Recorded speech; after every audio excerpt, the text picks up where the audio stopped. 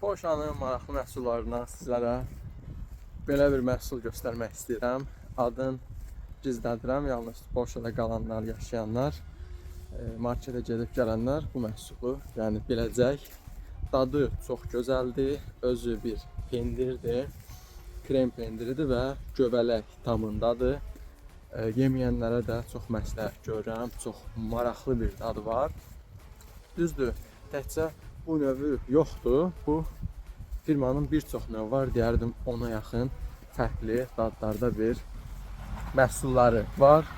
Amma mən ən çox xoşuma gələn bu göbələkli versiyası oldu. Yenə deyirəm, burada qalanları mən şiddətli məsləhət görürəm.